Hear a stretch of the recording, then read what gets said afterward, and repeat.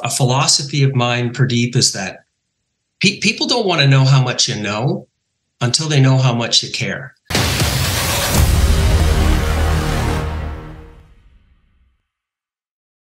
Hey, Steve, thanks for joining us today. And for those of our audience who have not seen you or heard you, maybe you can give a quick rundown in terms of who you are and what you do. Sure. Well, Purdeep, thanks for having me. I'm excited to be here and chat with you today. I founded a scale to exit advisory called Navicent in 2019. And so we help CEOs build exitable companies. Yeah, that's awesome. And that's a simple way to put it, right? And you and I connected because we were in the exit planning world, and we were That's on a right. call together, and I thought it'd be great for us to connect. And lo and behold, here we are, and we're also talking about a few things behind the scenes. But today, I think it's the topic that we're going to be talking about, I think, is really cool because it is so important, right? Especially when we talk about increasing the value of a company, or even taking a company from point A to point B. This is one of the most critical things. And we're going to narrow it down into, well, the topic is sales, but specifically, how do we want to put this? Is it how to run better sales meetings, how to have more effective sales meetings? From your perspective, what do you think the conversation or the topic is? Well, I think it's all of those things. Having a sales meeting is crucial. But doing it well is the difference between a great result and a mediocre result. And it's a timely topic, Purdeep. Maybe you heard about Shopify and the announcement that they made just a few weeks ago, start of the year, canceling all meetings, all recurring meetings, and all meetings with more than 3 participants. I mean, that's way over here on the spectrum. But coming back to the topic about sales meetings, there's really 3 things that I want to get across this morning about running an effective sales meeting. And in order, those things are, first of all, mindset, something you and I talk about a lot. Structure, that'll be important for your listeners in terms of, well, how do I structure a really effective meeting?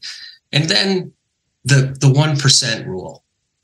Oftentimes, when we're looking to make change, we're thinking about home runs, and really the game is about singles and doubles. So you talked about Shopify, which I agree with it, and so maybe we can spend a couple of minutes there. Sure. I think there's so many because we're experts in the high performance world, and I completely agree. There's people, and this is a common topic, right? Meeting to death. Yeah. And meetings need to turn into more workshops, from my perspective. And our background is also in innovation. Oh, okay. So my MBA is in innovation leadership, and I've always been about innovation, studying some of the best companies in innovation. And here's one thing I realize is that to innovate, not that people need to be together, but you have far more power and synergy and creativity when people are actually sitting in the room together. And so that's where I see the difference is people are not creative enough, and I think you're going to get into this aspect, accountable enough during those meetings where it just turns into an update thing, right? Where it's just kind of like, hey, let's update our status and where we go with no actionable items, no accountability. But I'm kind of on the fence here because I think workshops are important. I think if you take that away from an organization, I think it becomes less creative. So, but this particular conversation that we're having around sales meetings, what happens? Let's talk about what happens when you don't have an effective sales meeting. Well, I think if we go back to first principles, the primary task of leadership is to direct attention. And so if you're not running an effective sales meeting, where's your team's attention? And often when I engage with my clients, just sort of the fundamental things that a sales meeting can achieve for you when you ask someone, help me understand where your churn is. Help me understand where your pipeline is at. Help me understand what are the top 5 deals that you're working on. An effective sales meeting provides the answers to those questions. So the lack of that sales meeting maybe means you don't have those. I guess there would be another way to get at it, which could be written reports, in the absence of a sales meeting. But back to your point about innovation, reports are one way. There is no collaboration. There's no back and forth. There's no ability to dive deeper. And so I think you really miss the essence of what that sales meeting can do for you, which is that engagement, that sort of collaboration that leads to the unlock of the insights, the actions that need to be taken to move the ball down the field. So let's jump into it, because you said you had 3 points, and I'd love to hear it, because Sure. I'm curious myself. Sure. Yeah. So I said mindset, structure, and the 1% rule. So let's start with mindset. Let's start there. And I had mentioned that the primary task of leadership is to direct attention. So the first question I would pose when you're thinking about your sales meeting is, whose meeting is it? And obviously the leader has a stake in that meeting, but the meeting is really about the participants. In fact, if they are empowered and if they are sharing, you're getting at the primary purpose of that meeting, which is to inform, educate, coach, develop your team, all wrapped up into that one event. And 70% of the time of the leader is going to be spent in that meeting listening. And I really think that's a good rule to think about when you're thinking about your mindset going into that meeting. The participants, I think, too, are going to share more when there's a trust-based relationship. And I think trust is such an important thing in business, and in my opinion, it's an underrated thing. People don't talk about it enough. And again, a philosophy of mine, Purdeep, is that people don't want to know how much you know until they know how much you care. And so in that meeting, the mindset of the leader should be about building trust, making sure that people understand how much you care. And really that comes down to the structure and the questions, et cetera. And then developing people it would be the third key element of that. It's interesting that you say trust, because I think sales is one of the, if not the most touchy, next to finance, right? Finance and sales are touchy subjects in any organization. Sure. Right? Because they're so critical. And I do see a lot of defensiveness with sales teams or sales leaders and finance teams or finance leaders. And I think and maybe between the two. And between the two. Yeah, absolutely. Sure. Right. Because they're so dependent on each other. And so I do see this sometimes. Hey, if I'm open and I share this information, or we're not hitting our sales targets and we know why, but we just don't want to share it, or maybe we don't know why. Right. Because a lot of times, we've had conversations around this. You're really good at identifying, like, what's the root cause of organizations not hitting their sales targets. And based on your research, the information that you have, it's a high number. And maybe you can share again what that number is. Yeah, I think going back to, again, I really love to focus on the basics, because I think the basics are so critical to get right before you can get at that 1% that we'll talk about in a couple of minutes. A lot of CEOs and finance leaders will say to the sales leader, "We want more revenue."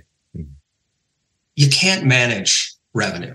What you can manage is activity. So you talked about that lack of trust, or the lack of belief in the forecast, or whatever it might be that you're alluding to there. And I believe the sales leader who understands, these are the things that I control, these are the things that I am managing, that leads to the outcomes. And being able to not only be clear in your own organization, but also with the balance of the executive team or the balance of the leadership team, ownership, what have you. Simply asking for more revenue, of course. I mean, everybody wants more revenue. The question is, what are the activities that lead to more revenue? And the good sales leader understands that's what they manage. That's what they're coaching. That's what they're setting targets around. Revenue is an outcome, and we don't manage outcomes. Mm-hmm. And so I'm going to ask you this question, because this is one of those, as a leader, or CEO, there's two. I'm going to break it down simply. There's two things to manage: the outcomes or the activities. And so, which one do you put more weight on in the sales aspect or in a sales meeting? What do you focus on more? Well, first I will say, I was always a little jealous of my operational counterparts when I worked in the corporate world, because if the CFO said, we need to reduce costs, you can let someone go. It's a terrible subject and a timely subject. There's a lot of that going on in the marketplace. It's an easier thing to control, but you can't control clients. You can't control, and you try not to spend your time managing on what you can't control. Spend your time managing on what you can control. Mm-hmm. And so I would absolutely defer. The answer is activities. Activities. Got it. Yeah. So for a lot of people out there, because I've been in organizations and I was a sales leader myself as well. And the pressure that is put on for results and just focusing on the results, because, let's be honest, a lot of the sales activities are also dependent on marketing, are also dependent on finance. Like, what's the budget? Do we have the right, can we afford the right people? And when it comes to business development, are we hiring the right people and compensating them effectively, which sometimes is not always in the hands of the sales leader. So sales isn't independent. It's also dependent on other players within the organization. And sometimes, it may feel like the hands are tied. But I want to go back to that mindset aspect. Is there anything else that you think is important for mindset in a meeting? Yeah, I would repeat what I said. Your mindset is so important when you come into that session. If you have the trust of your team and you're working hard to maintain it and continue to develop it, really that's where all the magic is going to start. Mm-hmm. Yeah, that makes sense, because so many people go into a sales meeting either, I'm going to say, with the mindset of, oh, here we go again. I'm just going to chill. Sure. I'm going to look at my phone. Yeah. Or, you know what, I'm scared because we haven't been hitting our target. So I completely agree with you. Having that trust, knowing that people care about you and they're to help you get through those roadblocks, I think is important. And again, it starts with the leader, right? The leader is there to help remove roadblocks, not to baby or cradle people along. But if there's a stump, that's what the leader is there to help remove. So thank you for that. What was the second point again that you were? Structure. Structure. Okay. Structure of the meeting. Sure. So staying with that vein, Purdeep, of building trust, we all have, as you alluded to, in your corporate past, in my corporate past, we showed up to a lot of meetings, and sometimes those meetings are ad hoc. And that's okay. I would say that's a different level of anxiety than coming to, sort of the quote unquote sales meeting. And so the first thing I would say about structure is same time, same place. In other words, the sales meeting needs to be the same frequency, with the same agenda, in the same place, for the same duration, all the time. That doesn't mean that it can't change from time to time, but I think that consistency is the first step in building that trust. Sorry. And I think I have an understanding as to why, but can I ask you why you think it should be consistent in terms of timing and place? Two reasons. The first one is preparation. Mm-hmm. We want our people coming to that meeting prepared to do exactly what we need them to do, to share the right information, to have open ears, to be open to the coaching that might occur in that conversation. And so if things are moving around, if things are changing from a timing perspective, if the agenda is changing, if the format is changing, it's harder to prepare simply. Mm-hmm. And then the second thing is anxiety is lowered by action, quite frankly. And so if people are prepared, their anxiety is lower. Yeah, that is awesome. I think those are such important points there, because how many times have we gone into a meeting where people aren't prepared and there's surprise questions and people are just sitting there with that blank look on their face, and then you wonder why they're having anxiety of showing up to the next meeting, because they maybe asked something that they don't know. So I completely agree with you. Actually, I want to add on one other aspect to this as well, because I really like that idea of consistency. because it creates rhythm. It creates momentum. Right. And rhythm is so important, not only for an individual, but for a team and for an organization, because that's how you really catch the momentum. It's like it's like a train, right? And once you catch that rhythm, then it continues. But if it's sporadic, or if it's not consistent, it's hard to get that rhythm. So I completely agree. So, okay, let's get back into the structure aspect. So you're saying be consistent. Yeah. And then meeting length.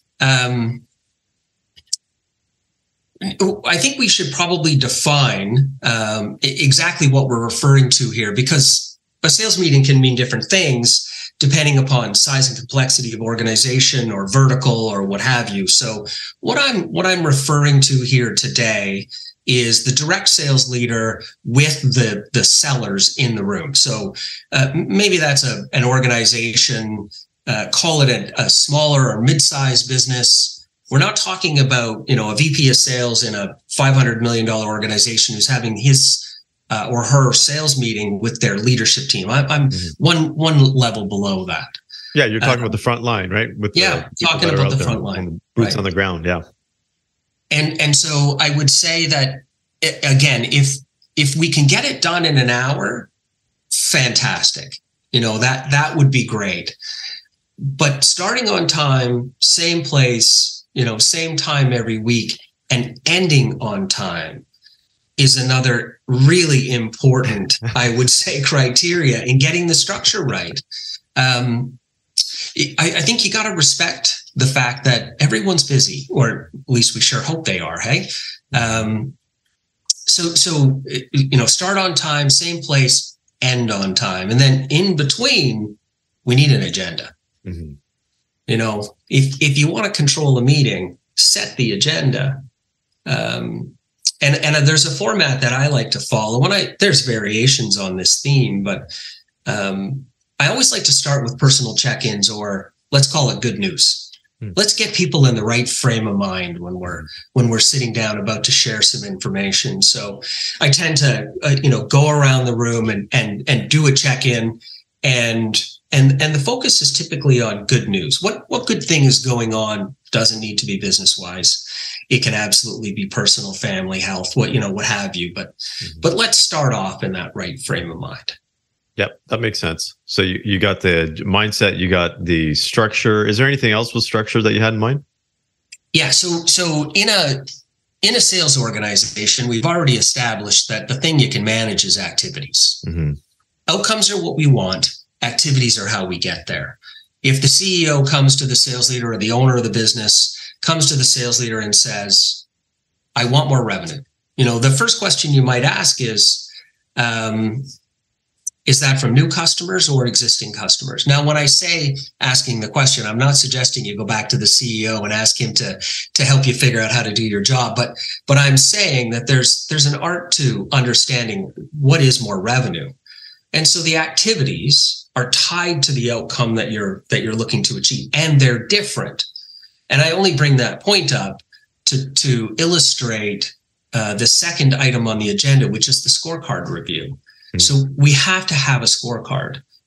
What is a scorecard? It can be as complicated as we have CRM up on the screen, our CRM system, and we are looking at all of the different metrics that we manage in our sales org, in our particular company, that are going to lead us to the promised land.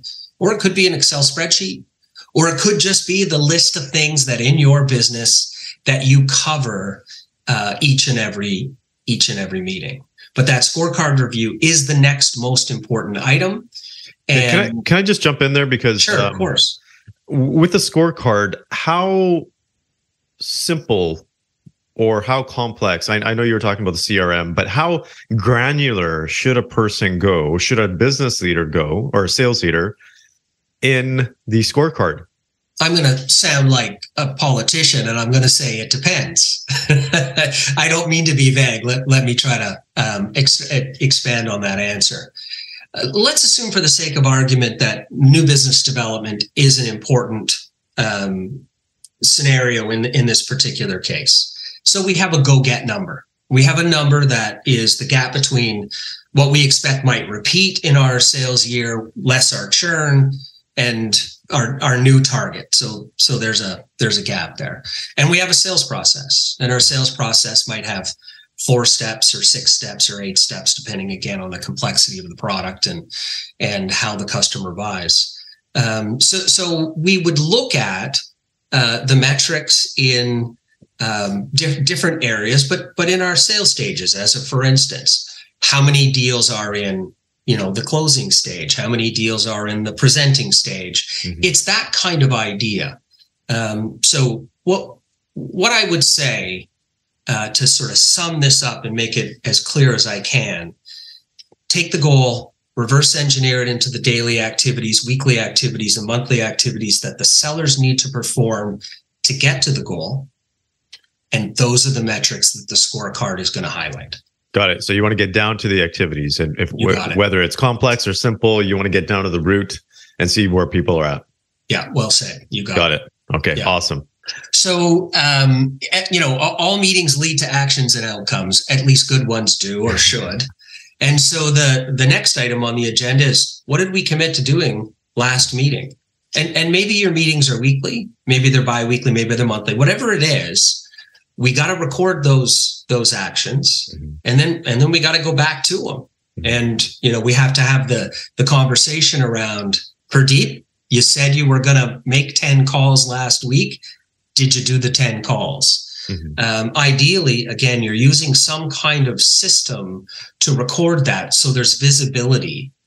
And CRM obviously is constructed, purpose-built for that. Not every smaller organization will have a CRM in place, but we got to get at those actions, and we got to hold ourselves accountable. Got it. That makes sense. And then anything else on the agenda? Yeah, I would say the next thing is the top 5 focus. Now, this could be a top 10, it could be a top 3. As I have alluded to a couple of times, it depends. It depends on your business, but we really want to zero in for each seller. What are the core deals that they're working on? What are the key deals that they're working on that they anticipate closing this quarter, this month, that's going to move them closer to their goal and accomplish that go-get number that we alluded to? And then this is where the sales leader has to take their happy ears off, because it's not, salespeople are typically good communicators. And we often find a phenomenon that I see in sales meetings where people use weasel words. And weasel words are about intentionality. Mm-hmm. And it's not about intent. It's about activity and action. Mm-hmm. And so there are 2 key questions that when I'm coaching a sales leader or working with a CEO in a small business that I always like to ask. It's based on the idea that customers buy for their reasons, not ours. Mm-hmm. So in that top 5 focus, what's the compelling event for the customer that is going to get that deal closed in the time frame you expect? But the follow-on question, equally as important as the first one, is what happens to the customer if the compelling event doesn't take place on the date that you expect? Mm-hmm. Because we understand from the answers how relevant that deal really is. How real is that deal? Because if it's happening because something bad is going to happen to the client if they don't do it, there's a cost of inaction, or they're not getting the ROI that the deal is predicated on. That really reveals how real is this deal? How likely is it to close in the time frame that you've stated? That makes sense. Yeah, I like that. It goes back to the old Yoda, right? There is no try, it's only do. You do or you don't. Yeah. Yeah, and then the last agenda item is let's face it, not everything goes in a linear fashion. Businesses are messy places, and things go right and things go wrong. And if your salespeople are only focused on hunting, then this may have a slant towards marketing, or not generating enough leads, or maybe it's our offer needs tweaking. But often sellers have the dual responsibility of managing existing clients and going to find new ones or expanding, doing the white space management that leads to revenue growth inside of their existing clients. And so the last agenda item is issues. And sometimes those are operational by nature. But it's an important element to address, because as the sales leader, as you alluded to at the start of this conversation, the job of the sales leader is to make sure those roadblocks are out of the way. So you need to know what they are, and it's your people that'll tell you. Issues. Yeah. That's always the fun one, right? Well, it's one of the fun ones for sure. Okay. So let's jump into the 1%. If you have anything else for the structure part, because I'm getting, agenda is what I'm getting out of this the most. Is you got to have an agenda. And I think that is so important, because that requires discipline, right? It requires preparation, and it requires discipline on everybody's side, not just a sales leader, but for the people participating. So I think that's golden right there. So what about this 1%? I always love the term 1%. So what's going on with the 1% there? When I first started out in sales leadership, I have always held myself to a high standard. And, one of those things in leadership that's a big watch out is not holding people accountable to the expectations you have of yourself. Can we jump into that? Yeah, of course. So what do you see? Like, is that a problem? Is that not a problem? What does it do? It certainly was for me early in my career. Okay. And so that comes across as it can almost come across as condescending, but it certainly comes across as, people have expectations of themselves. And I think, you almost need to start with understanding those before you set expectations for people. Mm-hmm. But I guess really what I'm trying to get at in that 1% rule is you're not swinging for the bleachers. You're really not. It's really hard to make massive gains all at once, and that's so important to make sure that you stay aligned around that concept. It's really the incremental gains that are over time going to drive success. And an incremental gain in activity is if you've got a great compelling offer, a great sales story, and a talented salesperson, and you put them in front of a prospect that looks and smells like your other customers, good things are going to happen. Mm-hmm. So, that little bit of improvement in activity is an easier ask than I want you to increase revenue by 10%. And again, go back to what can be controlled, what can be managed. If you were to go to a rep and say, I want you to increase your revenue by 10%, they might not know how. Mm-hmm. But if you were to say, I want you to increase your activity by 10%, I think that's pretty clear. That's pretty easy to execute. And so go ahead, please. I was going to say, that's actually really interesting that you say that, because a lot of the leaders that I see, when they go out and they put targets together, it's kind of like make it happen, right? And sure. a lot of let's just say CEOs are well known, notorious CEOs are well known for having organizations grow by saying, "Hey, we want to grow by 20%, make it happen." Right. So I see this as being very interesting, because I like your approach, because I think the incremental approach is far more sustainable over the long term and far more healthy for the people. But it's also interesting to see someone that's been in a sales leader, that coaches other sales leaders, that trains other sales leaders, talk about the 1%, because that's not what most sales leaders are given the mandate for, or give the mandate for their own people. So this is refreshing. This is really interesting. What would you say to a person, a sales leader or a CEO that is thinking about saying, hey, you know what? We got to increase our sales by 25% this year. And that does happen. That does happen sure does. In organizations. Yeah. What would you say to those individuals, that a CEO that is saying, that's going to his or her sales leader and saying, we got to increase sales by 25%, make it happen? I live in the real world, and you're right. It happens. And the answer isn't going to be, well, that's not the outcome. I don't manage outcomes. I manage activity. I mean, that's not what we're going to say. Yeah. You won't be managing anything after that. That's right. So reverse engineering the aspirational goal into the activities is the strategy. That is the strategy. And then being able to clearly illustrate what we can do, what the gap might be, and what we need to fill the gap. That's the sales leader's job. And so let's take a hypothetical. And I want to be careful not to dive too deep into the details here and, sort of go down a rabbit hole. So I'm going to try to stay at 90,000 feet. So we've got a $10 million business looking, and the CEO says to the sales leader, this year I want to get to 12.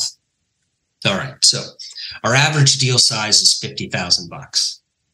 Our average deal length is 3 months. We have 3 salespeople. Last year, they did $1 million in net new business. There's clearly a gap here. Mm-hmm.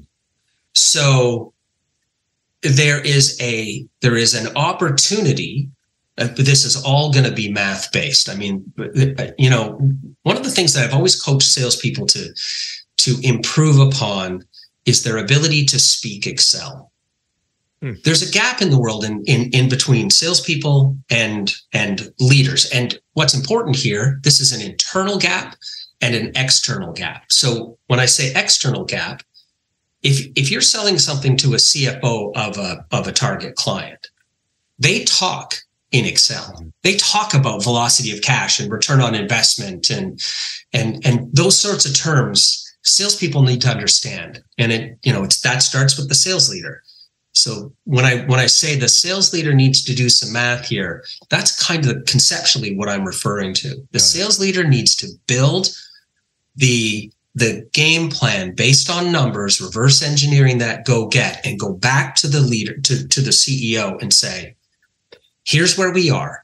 Here's what we did last year. Here's what we can accomplish through some high performance incrementalism, which is a phrase that I use with my clients all the time, almost every day, and sort of underpins that 1% rule. And then there needs to be a good conversation. It's okay for the CEO to ask for $2 million more. And it's okay for the sales leader to share with the CEO, here's how that is going to happen. It may require investment. It may require increasing prices. It may require all sorts of changes, but the strategy remains the same. Reverse engineer that aspirational goal into those activities, identify the gap, and then discuss how you're going to close the gap. Yeah, I like that. I think that's very well said, very well put together. So as a CEO, or we have a lot of CEOs watching and listening here, and I think that's important for CEOs to be mindful of that, right? When we give targets, it's not just about make it happen. It's about, okay, we need to hear as CEOs what the gap is, because as a CEO, then it's our job to help figure out how you're going to close that gap, right? Because the sales leader can't just do it on their own. There might be additional resources they need from finance or whatever it is, like I said before. So a mindful CEO actually asks for those gaps. And I think that's very important. So great point there. Yeah. Thank you. Okay. So back to, I was going to add, if I could, I was going to add, where we get into trouble is when the CEO doesn't understand the levers and the metrics, and the sales leader is not able to articulate them. Mm-hmm. And the sales leader takes the goal without having that plan to get there. And, that's where that trust between CEO and CFO and sales leader starts to erode. Mm-hmm. So doing it leads to a great outcome in terms of the conversation. Not doing it leads to an erosion of trust. Yeah, that's so important. You mentioned 3 very important people, and not that the others are like your chief human resources officer is very important. Yeah. Customer experience is very important. Marketing is very important.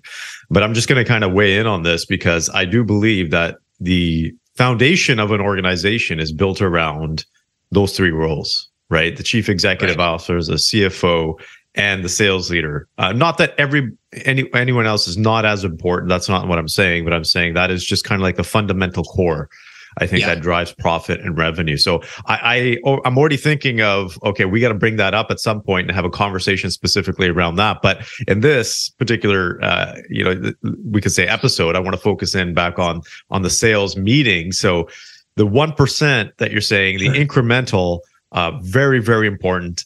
Is there anything else when it comes to the 1%?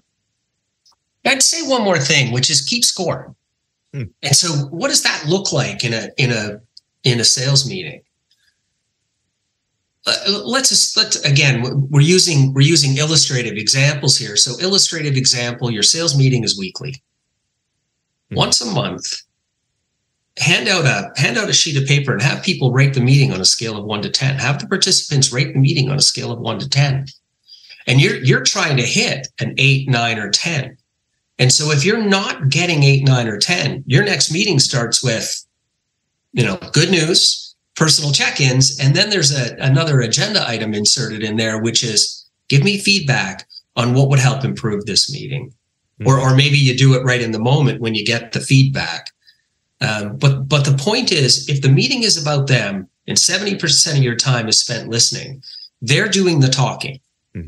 And you've set the structure, you're building trust, you're developing people, but there could be a gap. There could be a gap in the way that the information is flowing, how people are feeling, whether they're getting coaching in the moment that they view as valuable, or they're viewing it more as feedback. Definite difference between those two things. So keep score. And I believe that iteration will drive the incremental improvement in the meeting itself that every sales leader should be looking for. That is awesome. I like that. So, if we were to sum it up here, the 3 things that I got out of this, just high level, obviously we got into the granular, is the mindset aspect, which I'm all about. I love that. The structure, I love that as well. And the 1% rule. And I think I got a whole bunch of value from this conversation. Is there anything else that you can think of when it comes to sales meetings that differentiate great sales meetings versus not so great sales meetings? Yeah, I'm going to be a little less serious now. I mean, it's a serious topic, and I've been in a lot of sales meetings over the course of my career, certainly more than I can count, and they're difficult. Sales is one of those things. It's a black and white target. You're either getting it or you're not. Yeah, and there's no good fuzzy feeling, warm feelings, it's the numbers are there or they're not. I get it. Yeah, it's a pass-fail performance game. And so we're talking about performance management, and performance management is a difficult thing. So I would say when you can, lighten it up. Levity helps. Levity matters. Like I said earlier, people don't want to know how much you know until they know how much you care. So show them you do. Crack a smile, make a joke. It's okay to have a little fun. I love it. Fun, it boosts learning as well. There's so many benefits of fun. Sure. Just in terms of releasing oxytocin and building bonds with people. It's such an important part. And I have to say this, what's the point of going to work if you're not going to have fun? And a lot of times sales can be the most stressful job or role for some individuals. And if it's not fun, and I'm not going to take it down that road because you and I talked about the health aspect and how that impacts performance, but there is a lot to be said as a sales leader. If your people are not having fun and they're dreading coming into a meeting, well, guess what? They are not going to perform as well, because you're absolutely right, Purdeep. Their body is not going to be optimized for that. Their mind is not going to be optimized for it, and their emotions are not going to be optimized for it. So if you create a more positive environment and atmosphere, your people will actually perform better. So I love what you're saying there, Steve, because that is so, so important. I want to just ask you, where can people find you? Where can people contact you, or how can they contact you if they're interested in building their sales performance or building better leadership or better sales teams? Sure. What can you share with the audience there? The easiest place to find me is on LinkedIn. And I post a lot of content on LinkedIn about sales, about selling, about growth, about mindset, as we talked about. And I would say number one spot is LinkedIn. Awesome. LinkedIn is the place to go for business people, right? So next to YouTube. Next to YouTube. Sure. So thanks, Steve. I definitely appreciate you sharing your wisdom here. We're definitely going to have you on again because there's so many things that we can chat about. So thank you for your words of wisdom today. Hey, thanks for having me, Purdeep. It was great to be here. Nice conversation. Awesome. Until next time, everybody.